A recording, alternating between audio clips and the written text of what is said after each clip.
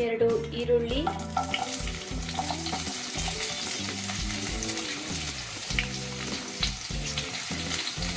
ಒಂದು ಇಂಚಷ್ಟು ಶುಂಠಿ, 2 ಬೆಳ್ಳುಳ್ಳಿ, 2 ಮೆಣಸಿನಕಾಯಿ, ಸ್ವಲ್ಪ ಕೊತ್ತಂಬರಿ ಸೊಪ್ಪು, ಸ್ವಲ್ಪ ಗೋಡಂಬಿ,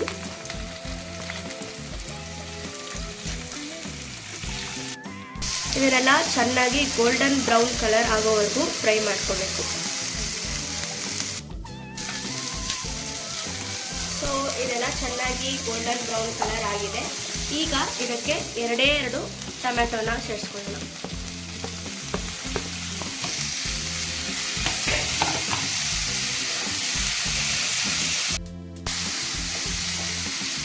ಟೊಮ್ಯಾಟೊ ಮೆತ್ತಗಾಗೋವರೆಗೂ ಇದನ್ನು ಚೆನ್ನಾಗಿ ಫ್ರೈ ಮಾಡೋಣ.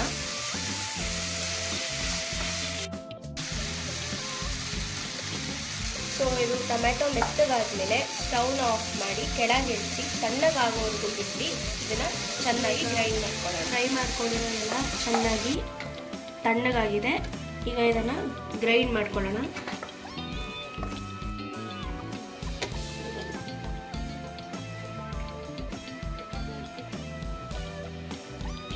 ನಾವು ಯಾವ ಬಾಂಡಿನಲ್ಲಿ ಹುರ್ಕೊಂಡಿದ್ವಿ ಅದೇ ಬಾಂಡಿಗೆ ಒಂದು ಸ್ವಲ್ಪ ಎಣ್ಣೆ ಹಾಕ್ಕೊಳ್ಳೋಣ.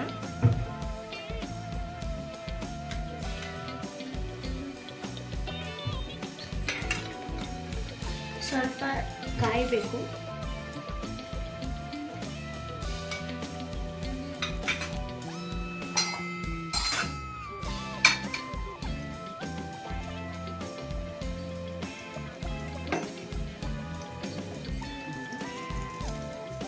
ಎಣ್ಣೆ ಬಿಸಿ ಆಗಿದೆ.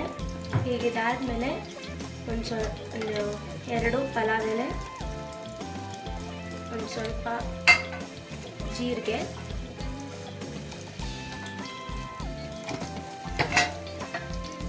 ಸೊ ಇದನ್ನು ಚೆನ್ನಾಗಿ ಫ್ರೈ ಮಾಡೋಣ.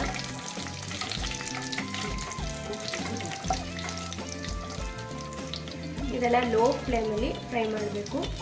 ಇದಾದಮೇಲೆ ಒಂದು ಸ್ವಲ್ಪ ಚಕ್ಕೆ, 2 ಲವಂಗ, 2 ಏಲಕ್ಕಿ.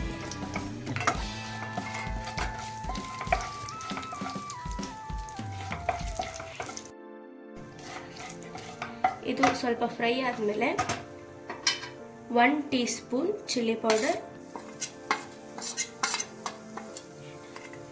1 teaspoon garam masala,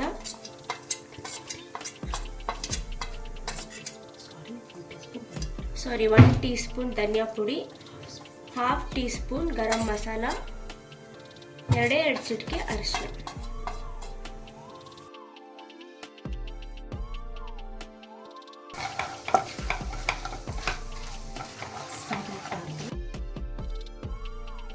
low ಫ್ಲೇಮ್ನಲ್ಲೇ fry ಮಾಡ್ಕೊಳ್ಳೋಣ.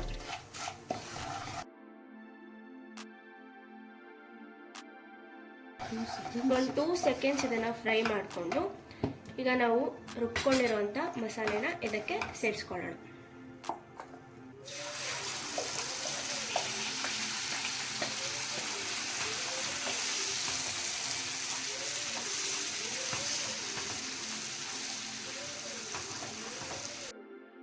ಸೊ ಇದು ಹಸಿ ವಾಸನೆ ಹೋಗೋವರೆಗೂ ಇದನ್ನು ಹುರ್ಕೊಳ್ಳೋಣ. ಕೈ ಆಡಿಸ್ತಾನೆ ಇರಬೇಕು, ತಳ ಹಿಡಿಬಾರ್ದು. ಚೆನ್ನಾಗಿ ಫ್ರೈ ಮಾಡ್ಕೊತಾ ಇರಬೇಕು.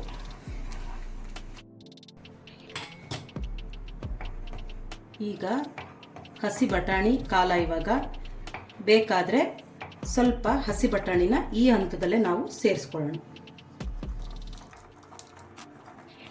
ಹಸಿ ಬಟಾಣಿ ಆಗಿರೋದ್ರಿಂದ ನಾವು ಏನು ಬಾಯ್ಲಿಂಗಿಗೆ ಇಡ್ತೀವಿ ಆಗಲೇ ಅದು ಬೆಂದೋಗುತ್ತೆ. ಇದು ಆಪ್ಷನಲ್ ಫ್ರೆಂಡ್ಸ್, ಬೇಕಾದರೆ ಸೇರಿಸ್ಕೊಳ್ಳಿ. ಈಗ ಹಸಿ ಬಟಾಣಿ ಕಾಲ ಆಗಿರೋದ್ರಿಂದ ನಾನು ಬಳಸ್ಕೊಳ್ತಾ ಇದ್ದೀನಿ. ನಿಮಗೆ ಬೇಕಾದರೆ ಹಾಕ್ಕೋಬೋದು, ಇಲ್ಲಾಂದರೆ ಸ್ಕಿಪ್ ಮಾಡ್ಕೋಬೋದು. ಈ ಹಂತದಲ್ಲಿ ನಾವು ಸಾಲ್ಟ್ ಸೇರಿಸ್ಕೊಳ್ಳೋಣ. ನಿಮ್ಮ ರುಚಿ ಅನುಸಾರ ನೀವು ಸಾಲ್ಟ್ನ ಸೇರಿಸ್ಕೋಬೋದು.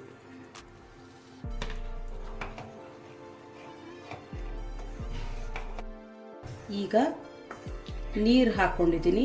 ಆ ನೀರು ಮಿಕ್ಸಿ ಜಾರಲ್ಲಿ ಏನು ಉಳಿದಿತ್ತು ಮಸಾಲೆ, ಅದಕ್ಕೆ ಸ್ವಲ್ಪ ನೀರನ್ನ ಸೇರಿಸ್ಕೊಂಡು ಅದನ್ನು ಇದಕ್ಕೆ ಬೆರೆಸಿದ್ದೀನಿ. ಬಟಾಣಿ ಸೇರಿಸಿದ್ಮೇಲೆ ಉಪ್ಪು ಹಾಕಿದ್ದೀನಿ. ಉಪ್ಪು ಹಾಕಾದ್ಮೇಲೆ ನಾವೀಗ 5 ನಿಮಿಷ ಬಟಾಣಿ ಜೊತೆ ಗ್ರೇವಿ ಬೇಯೋದಕ್ಕೆ ಬಿಡೋಣ. ಒಂದು ಲಿಡ್ ಕ್ಲೋಸ್ ಮಾಡಿ ಒಂದು 5 ನಿಮಿಷ ಇದನ್ನು ಬೇಯಿಸ್ಕೊಳ್ಳೋಣ.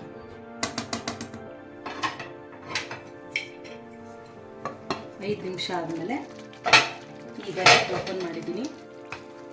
ಈಗ ಗ್ರೇವಿ ಈ ಅದಕ್ಕೆ ಬಂದಿದೆ, ಆಲ್ಮೋಸ್ಟ್ 90% ಆಗಿದೆ.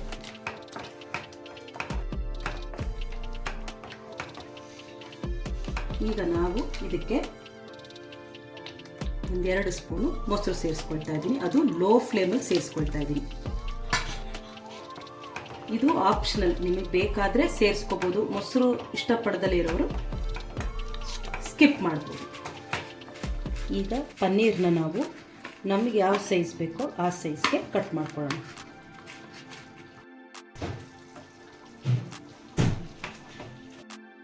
ಈಗ ಪನ್ನೀರ್ನ ನಾನು ಕ್ಯೂಬ್ಸ್ ರೀತಿಯಲ್ಲಿ ಕಟ್ ಮಾಡ್ಕೊಂಡಿದ್ದೀನಿ. ಈಗ ಇದಕ್ಕೆ ನಾನು ಪನ್ನೀರ್ ಸೇರಿಸ್ಕೊಳ್ತಾ ಇದ್ದೀನಿ. ಕೆಲವರು ಇದನ್ನು ಎಣ್ಣೆಯಲ್ಲಿ ಫ್ರೈ ಮಾಡಿ ಹಾಕ್ಕೊಳ್ತಾರೆ, ಬಟ್ ನಮ್ಮ ಮನೆಯಲ್ಲಿ ನಾವು ಹೀಗೇನೆ ಡೈರೆಕ್ಟ್ ಹೀಗೇನೆ ಕಟ್ ಮಾಡಿ ಸೇರಿಸ್ಕೊಳ್ತಾ ಇದ್ದೀನಿ.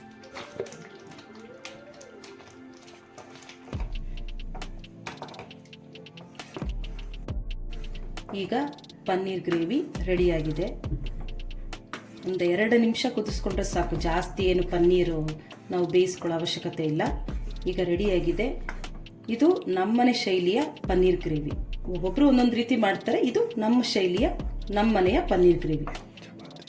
ಇದನ್ನು ನಾವು ಚಪಾತಿ ಬೇಕಾದರೂ ತಿನ್ಬೋದು, ಪೂರಿ, ಚಪಾತಿ, ಆಮೇಲೆ ಯಾವುದಾದ್ರೂ ಇದಕ್ಕೆ ಜೀರಾ ರೈಸ್, ಫ್ರೈಡ್ ರೈಸ್ ಅಥವಾ ಎನಿ ಕೈಂಡ್ ಆಫ್ ರೈಸ್ ನಾವು ತಿಂದರೆ ಇದ್ರ ಜೊತೆಗೆ ತುಂಬ ಚೆನ್ನಾಗಿರುತ್ತೆ. ನಮ್ಮನೆಯ ಸಂಡೇ ಸ್ಪೆಷಲ್ ಇವತ್ತು paneer gravy with chapati. Okay guys, Sunday special paneer gravy chapati ready. ಬನ್ನಿ ಎಲ್ಲ ಟೇಸ್ಟ್ ಮಾಡೋಣ. ದಯವಿಟ್ಟು ನನ್ನ ಚಾನಲ್ನ ಲೈಕ್ ಮಾಡಿ, ಶೇರ್ ಮಾಡಿ, ಸಬ್ಸ್ಕ್ರೈಬ್ ಮಾಡಿ. See you in the next video. Bye guys.